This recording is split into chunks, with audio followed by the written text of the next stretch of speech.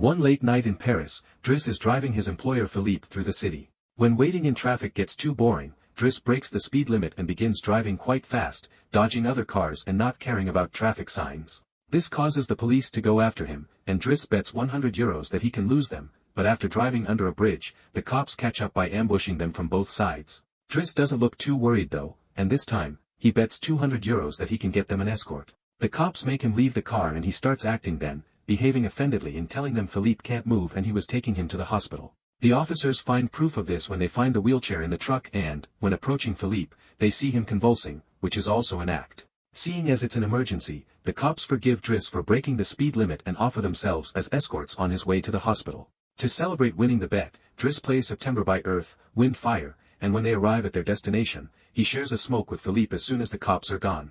Driss promises he'll handle it and drives them away just before the hospital staff could find them. This friendship began many months ago. Philippe and his assistant Magali are holding interviews to find a new caretaker for him, but it isn't going too well, because all applicants have very standard or awkward answers to their interview questions. But they're suddenly surprised when Driss storms in, ignoring the fact it isn't his turn quite yet, because he only wants some papers to be signed saying they won't hire him so he can get the unemployment benefits. He's blunt and a little rude, even hitting on Magali, but Philippe finds him amusing and asks him to come back the next day for his signed papers. Driss goes back to his home in a humble neighborhood and tries to take a bath while all his little siblings bother him, only managing to get it done in time thanks to his sister Mina, who is a bit older than the others and more responsible. While waiting for their mom to arrive, he looks through the window and notices his brother Adama getting out of a suspicious car. When the boy enters the apartment, he just says he was at school and leaves again after grabbing his bag, causing Driss to be even more sure that he's up to something. In the evening, his mom arrives, and he gifts him a Faberge egg he stole and tells her he's been away on vacation when she asks. She isn't happy to see him though, because he disappeared for 6 months and never called, and now he's shown up out of nowhere as if her home was a hotel. As she's absolutely done with all his lies and she has other children she has to take care of, she kicks him out and tells him not to come back. Driss spends the night having a smoke and some snacks with some neighborhood friends. The next day, Driss goes back to Philippe's house for his papers, and he's received by the housekeeper, Yvonne, who shows him around the place and tells him about Philippe's daily routine. She also shows him the room he would get for himself with his very own bathroom. Driss can't help staring at the bathtub before he's dragged to see Philippe, who offers the signed sheet of paper but also a job opportunity. Driss accepts the 1-month trial, and Philippe tells him he bets he won't last 2 weeks. After bringing his things to his room, Driss is taught how to take care of Philippe. He must learn how to keep his legs stimulated, how to put him in the wheelchair, how to help him shower and change his clothes. Things get awkward when Driss discovers he must put on him some high stockings and even clean his butt after Philippe uses the bathroom. But no matter how much he complains and says he won't do those chores, he ends up accepting them as part of his job. Later in the evening, while he's enjoying a snack on the roof, he's interrupted by Philippe's daughter Elisa and her boyfriend Bastien, who are looking for a private place to make out, and he kicks them both out after refusing to share his beer. Driss quickly gets used to the daily routine with Philippe, even if at first he does make some mistakes he learns from, like handing the phone to Philippe instead of putting it on his ear or forgetting the baby monitor while having a bath. He also learns to organize his mail in different folders, most of the letters he opens for Philippe, but there's a series of private ones he isn't allowed to look at. When he finds a flyer promoting female escorts, he decides to start a file just for those instead of throwing them in the trash as Philippe says. It's not all work in this new life though. Driss still makes sure to have a good time. He keeps trying to hit on Magali to no avail, and sometimes calls escorts to join him in bed. One morning, after Yvonne comes to his room to scold him for being late, she finds some dangerous weapons in his bag, but she doesn't comment on them yet. Driss' work today is to drive Philippe around, but he refuses to put him in the back of a van as if he was cargo, so instead, he takes him on one of the fancy cars that don't see much use. Philippe, who first thinks this isn't suitable and says they should be pragmatic, is soon getting excited at the idea of a faster, less boring ride, although Yvonne still disapproves. When they try to leave the building, there's a neighbor parked at their entrance, ignoring the sign on the door that says it's forbidden. Driss wastes no time and goes after the guy, grabbing him by the front of his shirt and threatening him until he moves the car.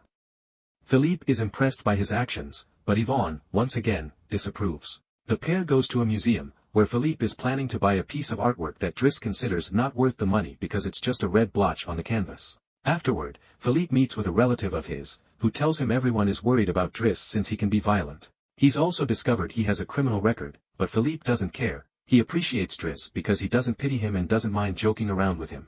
After another failed attempt at hitting on Magali, Driss has dinner with Yvonne in the kitchen while listening to Philippe dictate a letter to Magali. Claiming it's a private conversation, Yvonne turns off the baby monitor and proceeds to explain what's going on. Philippe is pen pals with a woman called Eleanor. Those are the letters he didn't let Driss open. But he's never met Eleanor in person, their relationship is purely epistolar. Speaking of love, Driss teases Yvonne for the looks the gardener gives her all the time before going to bed. He's trying to sleep when he hears some weird sounds coming from the baby monitor. Philippe is having trouble breathing. Not being capable to ignore him even if he tries, Driss goes to his room and gently guides him through the attack with soothing words and a wet cloth to wipe his face. Philippe eventually falls asleep, only to wake up again moments later, saying he needs air. This time Driss doesn't hesitate, he puts Philippe on the wheelchair, covers him with blankets, and takes him out for a stroll by the river. This is the first time Philippe has seen Paris at night in a long time, and now he's more relaxed. He explains to Driss that the medicine can only do so much and he sometimes experiences phantom pain. When they see some girls walking by, Philippe also confesses he isn't capable of pleasuring a woman because of his situation, but he still can enjoy some satisfaction when he gets his ears massaged because they are sensitive zones. When the phantom pain threatens to appear again, Driss shares one of his joints with Philippe, who is skeptical at first but ends up loving it. Afterward, they go to a restaurant, where they joke around while sharing a meal, and Philippe decides to share more of his story. He met his wife when they were students, and shortly after they got married, she had 5 miscarriages and was diagnosed with an incurable, terminal illness. That's when they adopted Elisa. Philippe has always loved competitions, extreme sports, and speed, and a paraglider gave him that. It was during a paragliding session that bad weather caused him to crash and break his vertebrae, although he still thinks his real handicap isn't the chair but living without his wife. After joking around some more, Philippe remembers the date and realizes Driss has passed his 1-month trial, so he's now officially hired. But he needs to start by bringing back the Faberge egg he stole because it was a gift from his wife. She would give him one every year, and he has exactly 25, matching their time together. The next day, Driss goes to talk to Mina when she's leaving school, who is a bit offended because he hasn't been answering her messages except to ask her to look for the egg. She also tells him about some cops that have been calling their home.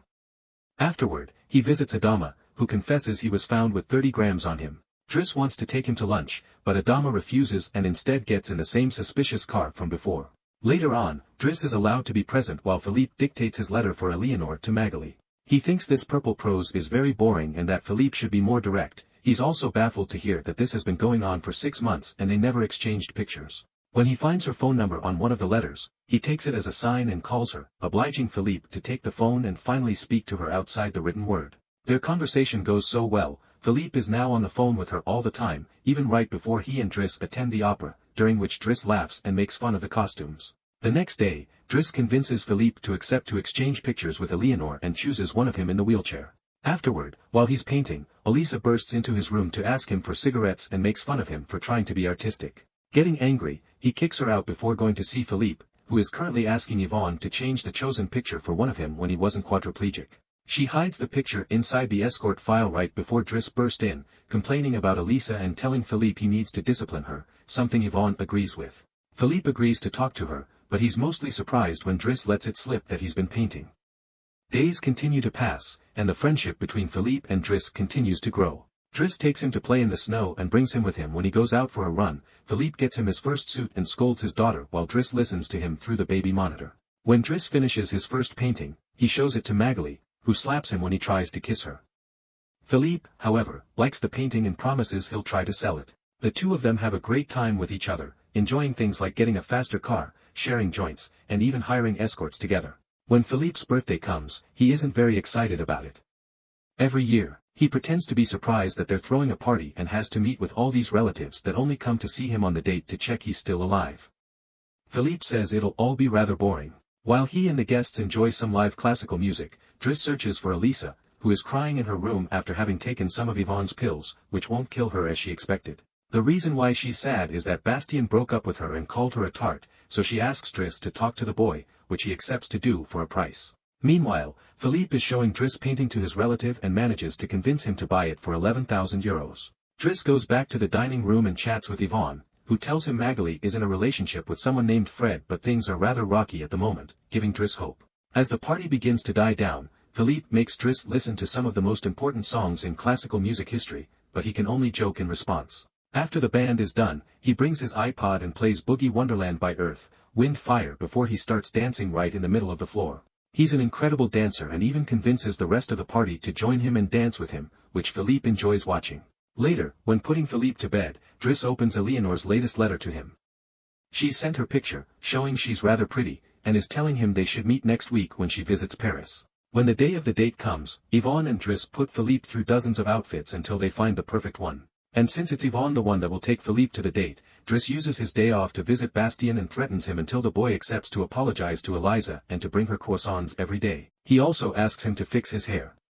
Afterward, he visits his mother at work, but only to watch her from afar.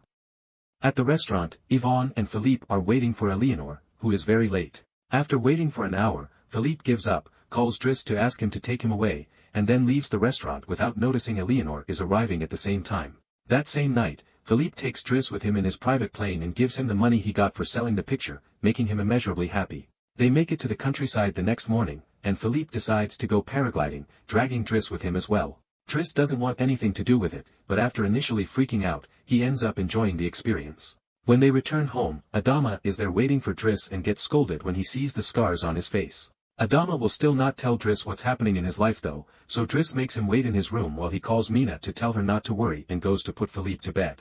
Philippe, however, isn't sleepy yet.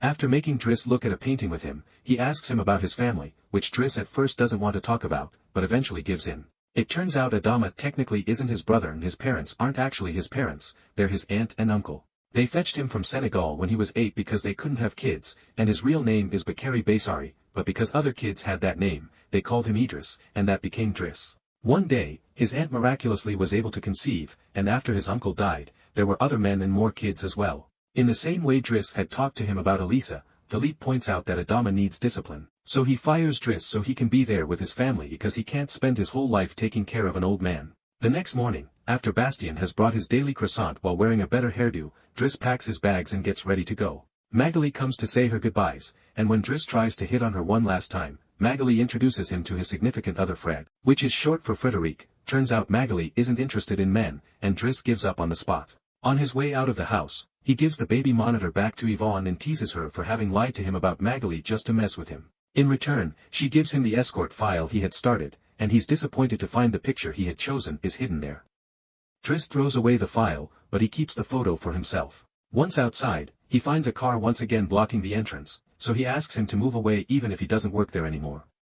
When Adama calls him out for it, Driss says is a matter of principle. A few hours later, the two brothers go pick up their mother at the station while back at the house. Philippe is having his first dinner together with his new caretaker, who is stuffy and boring, and Philippe decides to leave him without even having a bite. Since Yvonne is out on a date with the gardener, nobody is there to scold him for it.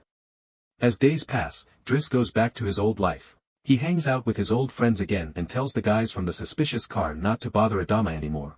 When he goes to an interview he doesn't have enough experience for, he manages to win over the employer by calling himself pragmatic and using all the art knowledge he acquired while working for Philippe. This lands him a job as a driver.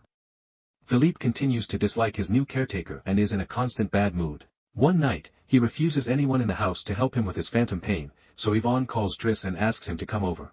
That's how they find themselves in the situation from the beginning, with the cops chasing after them first and escorting them to the hospital later. After that little adventure, Driss drives Philippe to the coast, and the sight of the sea helps Philippe calm down. Sometime later, Driss takes care of Philippe's overgrown beard before taking him to a restaurant for lunch, but he doesn't stay, because someone else will be making Philippe company today. Driss wishes him luck and finally gives him back his egg before leaving, and Philippe starts worrying about being alone until he sees who his date is, Eleanor, who is delighted to see him and doesn't mind the chair at all. The real Count Philippe Pozo di Borgo now lives in Morocco. He has remarried and has 2 daughters. The real Driss, actually called Abdel Yasmin Selou, has his own firm and is also married with 3 children.